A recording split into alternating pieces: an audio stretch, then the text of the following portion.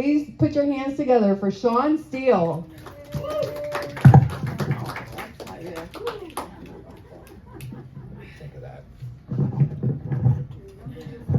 All right, how's everyone doing today? Since Tucker was hosting, I'll clean up a little stuff there. That's Tucker, Lenora. She's awesome. She's a great host. She's such a great host, she doesn't make it about her. She completely forgets to tell you who she is. Anyway, she'll be back in a little bit. That's a good grandma you got there. Yeah, worried about what Grandpa thinks. That's a good woman. That's stupid. All right. Hey, folks, I appreciate you guys coming out here. I love this theater, by the way. Can I move in? DeAndre, can I get in here? This is great. I do a lot of these shows, and not every place has this. I'll tell you that right now. This is awesome. Comedy's hard. What Tucker just did up there, that's not easy. It's not easy to get up here. I did a show last week. I thought it went really well. I was pretty happy. I walked off the stage, took a few steps. Woman kind of pulled me to the side. She said, "Sean, that wasn't very good at all." And I was like, "Come on, Mom, I am doing my best. You really should be more supportive. Be more like Tucker's good grandma." So I recently hit a milestone. Yeah, I turned 50. Yeah, right. Relax, it was 6 years ago. That makes me an 80s kid. That's right. Grew up in the 80s. High school all the way through. The 80s were an interesting time, weren't they? Right? Things were different back then. They really were. We didn't have much of a chance as kids. Our role models, not real good. Let's start with Bill Cosby. Bill Cosby was America's dad, right? Taught us all us young men how to handle dating and how to treat women. He's doing 10 to 20 for that advice now. Oh, do you remember Michael Jackson? Michael Jackson was a big-time sex symbol in the 80s. And if you're too young to remember that, and I don't know why I do that joke in these places, because it doesn't work, but he'd have loved you. One of these days, Tucker, one of these days, I'm going to edit myself. The 80s were a simpler time, though. I don't know if you remember this, before 9/11. You could walk your girlfriend all the way to the gate, right up to the plane at the airport, begging her not to leave you. Now, you got to get that done before she gets out of the car, because she's gone. TSA is not letting you go another step further. I don't know if you remember in the 80s, we had the space shuttle took the first teacher into space. A big deal. Everyone was excited. I was in high school at the time, and they let us go outside so we could watch it go up, because it was a big deal, right? First teacher. I can't sugarcoat this. It blew up. Yeah. Right there, right in front of us, boom. And this is before we had like grief counseling and everyone worried about kids' feelings and, post-traumatic stress disorder, stuff like that. They just threw us right back into class with our teachers. Well, those of us who still had teachers. See, everyone groans at that joke, but here's the reality. That was 40 years ago, and she was like 40 years old. And she did not live the safest lifestyle, folks. I mean, something else would have happened to her. Oh, okay. Do you remember the anti-drug slogan of the 80s? Anybody? Just say no. Just say no, right? Problem solved, right? We're all good now. Addiction's over. Thanks, Nancy. Yeah, I wish that worked. If just say no was a cure to all this stuff, I would have just told my hair, just don't fall out. Doesn't work. Yeah, too bad. I have recently become what they call Lake City famous. Yeah.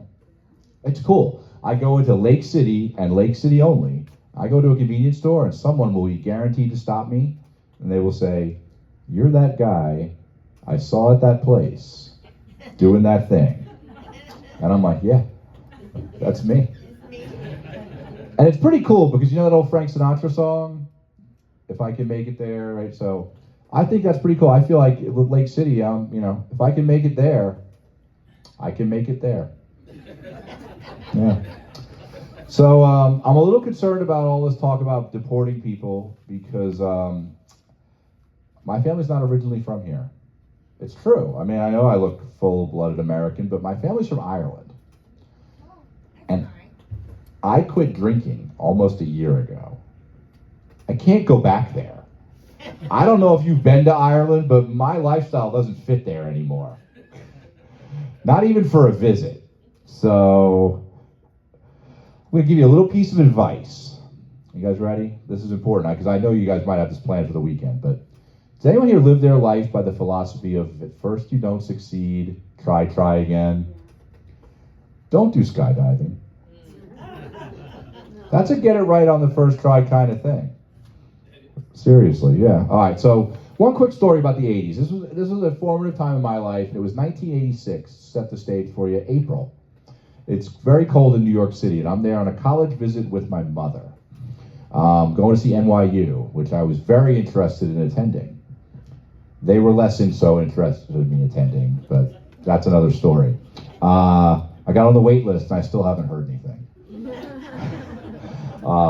But I was there. We came out of our hotel one morning, and there was all this commotion, which is kind of normal in Manhattan, right? Didn't think much of it. But then they start moving the barricades, blocking the road.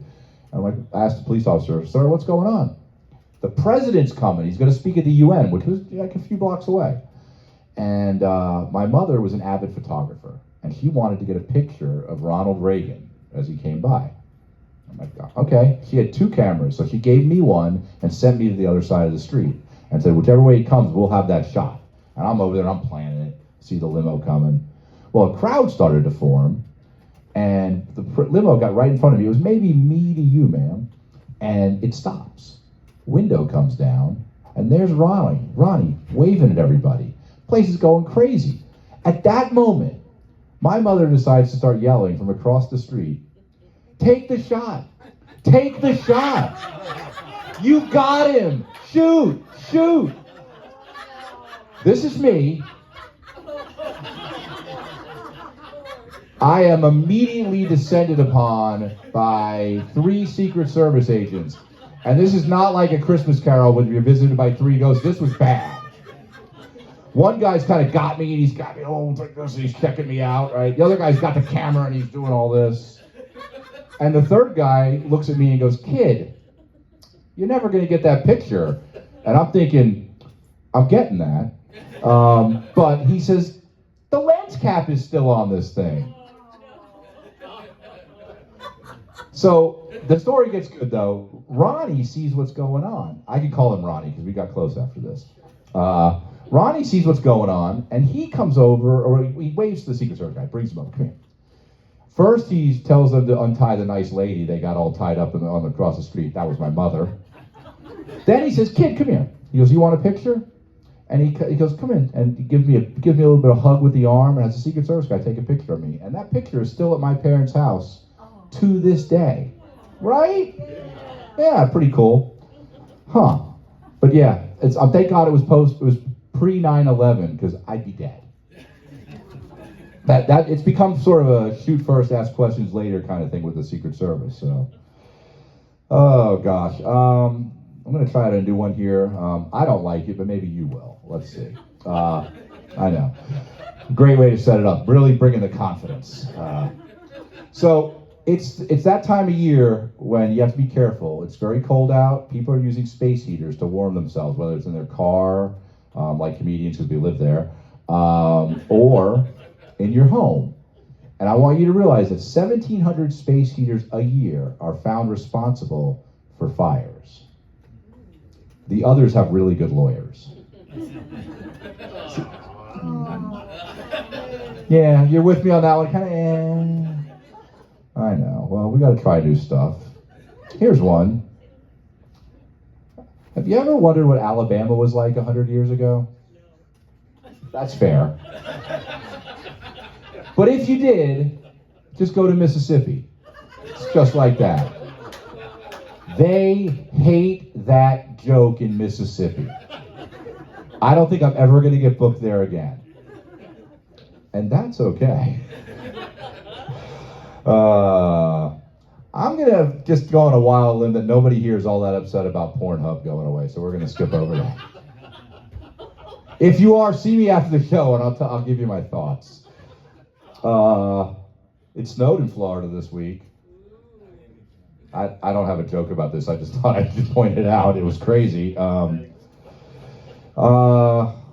We've had a lot of crazy weather events. There's all the crazy fires in Los Angeles area in California, and one of my comedic friends is like, you know, people, you have friends and they're bad at their jobs, and you don't really know how to tell them, but because they're friends. Well, we have a friend, Brad. He's a firefighter. He asked if they needed his help out there in California, right? They said, nah, we're good. And if you've seen what's been going on out there, you realize how crazy that is. Oh, gosh. All right. So, I know you can tell this already, but I'm very shy. So I have low self-esteem, it's true. So, normally the way we practice this shows, DeAndre could tell you all about this, is we do open mics. And, Don, do you agree with me? An open mic is, how do you describe it? One of Dante's 7 layers of hell. Yeah. We have to do them. Nobody likes them. Those of us, DeAndre does it. We host them, which is even worse. Means I have to listen to everybody. But that's where we learn our craft and we get better at things and we try out jokes like the space theater thing and realize it doesn't work. The way it usually works is the host will come up to you and tap you on the shoulder and say, "You're next." What does it say about my self-esteem that I just assume I'm being asked to leave? Right?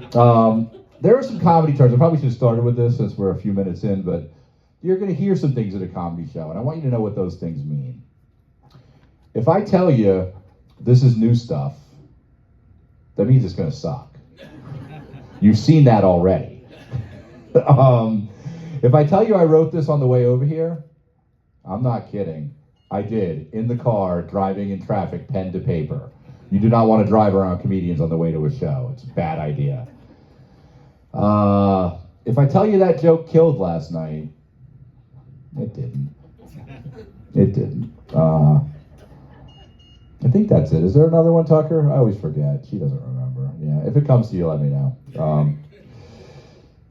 Let's get this out of the way, and then maybe we'll get Tucker back up here to have some fun. I'm bald. I'm aware of it. Thank you, Don. I don't need to point it out to me by every comic who comes up on stage before or after me, but they do it anyway. I've been this way since the 80s, believe it or not. And I'm going to tell you, though, there are advantages to being bald you guys haven't thought of. I save a fortune on shampoo and hair conditioner, right? And I have a way better chance of getting away with murder than people with hair. Oh, yeah. You know why? I'm not going to leave any hair fibers behind to see for those CSI freaks to find, right? I'm going to get away with it. So, yeah, that's not bad. All right, so have you ever been to a Buc-ee's? That's great. Yeah, it's like a theme park for gas stations. I mean, it's crazy. Well, everything's automated in there. So you go to the bathroom, which are the cleanest baths I've ever seen in my life. I mean, I think they clean them like right behind you. But when you go in there, everything's automated. So you go to get water, you have to put your hand under the faucet and it just comes out. Well, I went in there one night about 1 in the morning on the way back from Daytona. Kind of tired, not thinking clearly. Can't get it to work. Try the next one. Nothing. Try like 3 more. Nothing's happening. I go to the soap. Try that. What's going? Nothing. I try the air dryer. I can't get that to work either. So naturally, I concluded in my sleepy state, I must have died in a car crash out on 95, and I'm a ghost now, and I'm haunting this Buc-ee's. Which isn't a bad deal. You think about it, because you're going to see your family every 3 to 5 weeks. Everybody goes there, you know. I mean, and they got great beef jerky and snacks and all the sodas you can drink. So I'm okay with it. I accepted my fate. So unfortunately, my theory blew up when I decided to leave through the wall, and I banged up my nose like really good.